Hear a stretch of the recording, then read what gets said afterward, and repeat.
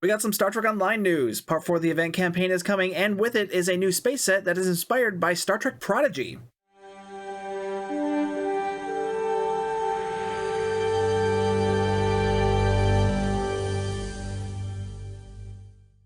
Part 4 of the event campaign is going to be no-win scenario, so that means you're going to be either participating in the Kobayashi Maru or Arena of Sompek.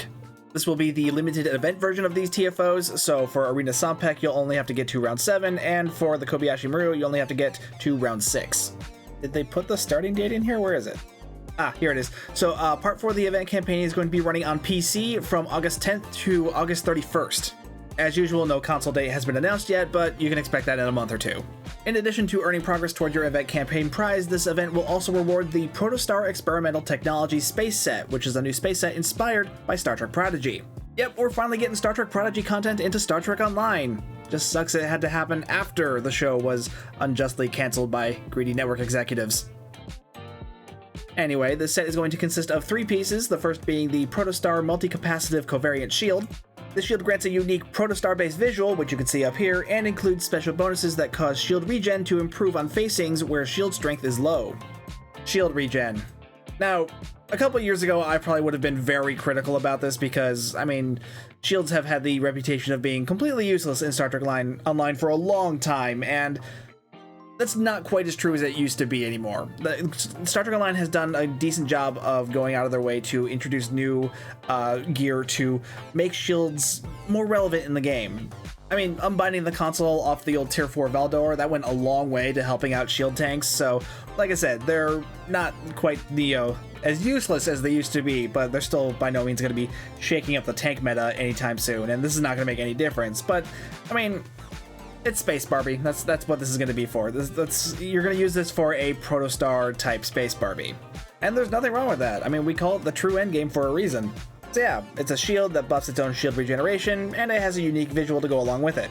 The next piece is the Protostar Omnibeam Phaser, and this phaser beam is, obviously, it's an omnidirectional phaser, but that's about all it is. It's literally just an omnidirectional phaser with a unique visual that is inspired by Star Trek Prodigy, but it has no unique effects beyond that. Honestly, that's just kind of disappointing, giving this no unique effects whatsoever as part of a set. It's just kind of there to be part of the set, but it has nothing special about it beyond the visual. Just, I don't want to say it seems lazy, but honestly, it does seem lazy. And the third piece is the Protostar Dual Warp Core / Dual Singularity Core, depending on if you're flying a starship or a warbird.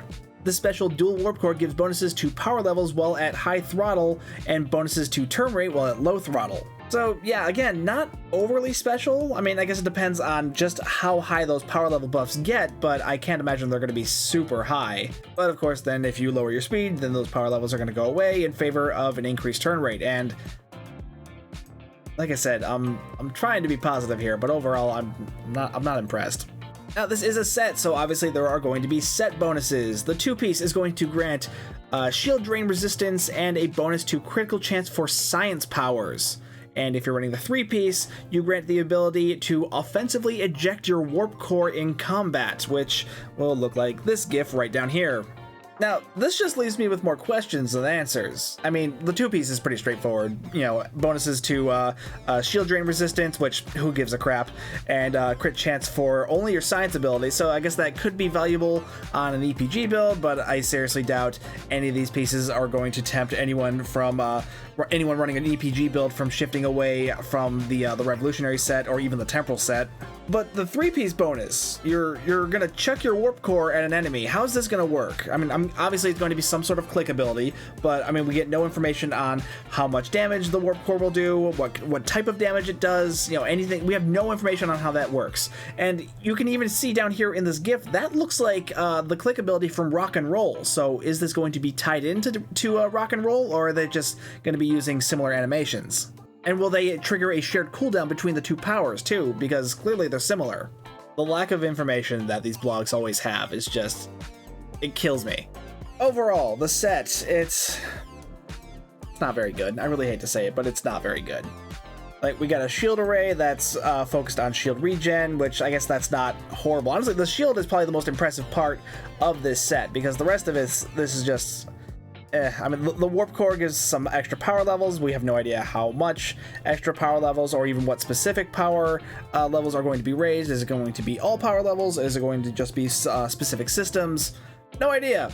But even then, you're not always going to have that if you lower your speed, because then that's going to be exchanged for turn rate, in which case, I mean, maybe if you're running a large cruiser, you might value that extra turn rate, but yeah, I don't see it being super relevant.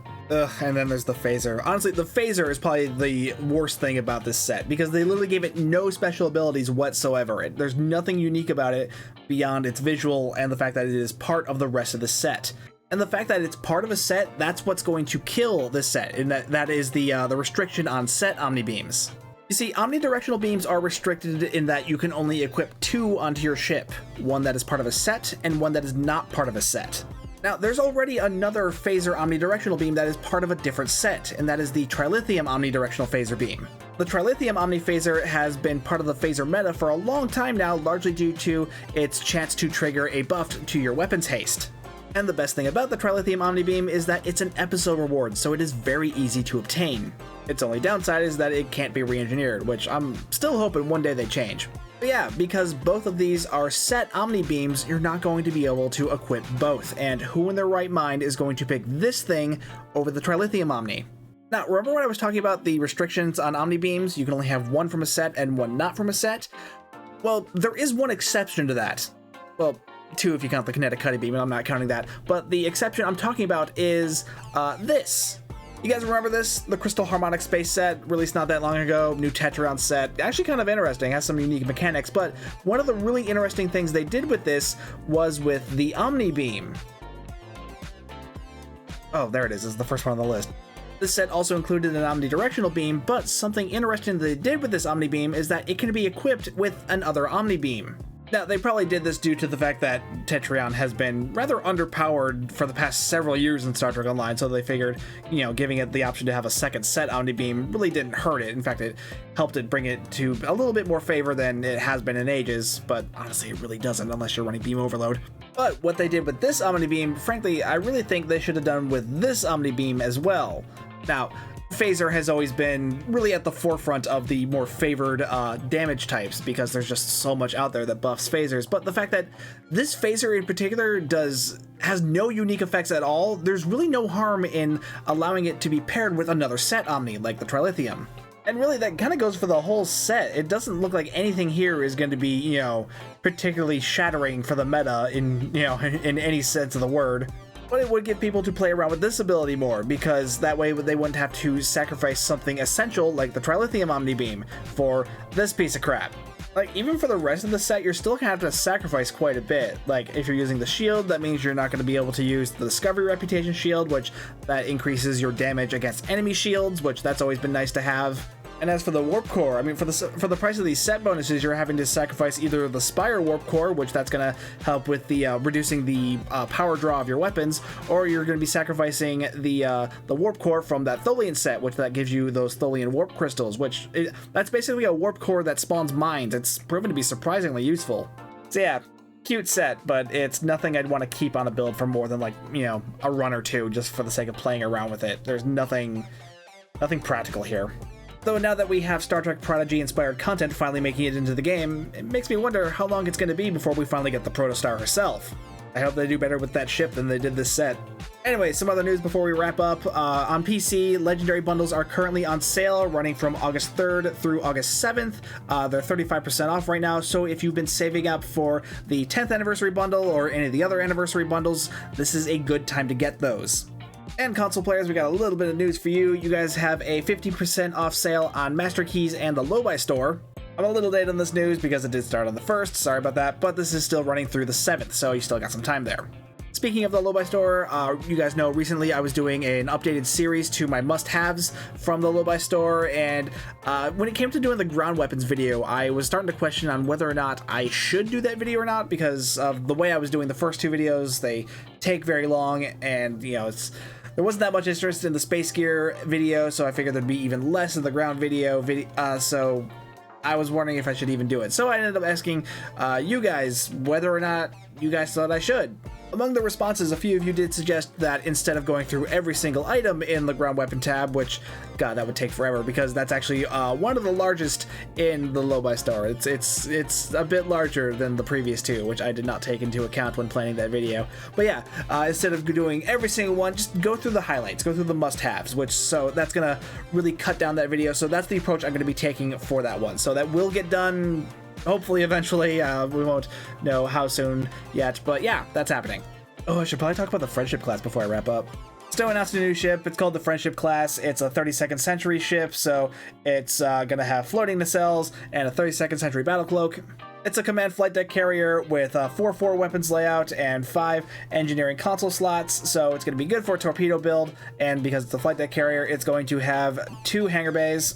Bridge officer seating isn't bad. It's got a secondary intel seat. The console's pretty interesting. Oh, you can't see that. The console itself sounds pretty interesting for pet builds, though Jonathan Herlock did warn that this console could get nerfed after launch. They're not really sure how well it's going to perform, so yeah, buyer beware on that one. The traits sounded pretty interesting until you take into account that it can only be triggered when you use a bridge officer ability or a universal console ability on another player, not yourself, so that's hardly ever gonna get used. So yeah, quickie summary of the Friendship class. Decent ship. It'll be good for a torpedo build or a tank build. It's also gonna be pretty nice for a pet build, you know, like a carrier build, something like that. But you know, there are other ships that are just as good as that at any of those kind of things, and this is going to be a lockbox ship, so it is going to be rather expensive. So if you really like it, I mean, go for it, but otherwise, I feel like most of you aren't going to bother. So yeah, that's what's come to Star Trek Online. We've got part 4 of the event campaign coming with that new Star Trek Prodigy inspired set. We got some sales going on right now, and plus the little mini review on the Friendship class, which I was not planning to do initially, but just kind of happened anyway, which I hope gives you a little bit of a window into how my brain works. Things just kind of happen. I don't plan for them. They just, you know, stuff happens, and I have no choice but to do it. That's ADHD sometimes. I was going to do a full breakdown of the Friendship class when its stats blog went live, but I feel like that kind of covers enough of the information on it, because I mean, it's a lockbox ship. I doubt enough of you really care enough to hear more about the ship, so you know, when the stats blog goes live, I will link that into the description of this video. But yeah, I feel like that's all the content I'm going to do for that. So yeah, that's where we're going to wrap up for now. Let me know what you guys think down below. Are you interested in this new set, or do you agree with me that's kind of underwhelming and that they really should have changed up that Omni a little bit? Are you interested in the Friendship class, or because it's a lockbox ship, are you in the realm of, I don't care because it's expensive, because I'm kind of with you on that one? And are you going to be partaking in either of those sales? Let me know in the comments down below, and while you're down there, be sure to like and subscribe and hit that bell for notifications. If you'd like to further support the channel, you can hit that join button to become a member, or you can hit the super thanks button, or you can find the link to the merch store in the video's description. If you're ever shopping on the Epic Game Store, don't forget to use my content creator code STU1701 when you're checking out. It doesn't cost you anything extra, but it does help out me out, and I do appreciate it. Either way, my name's Stu, and I will see you guys next time.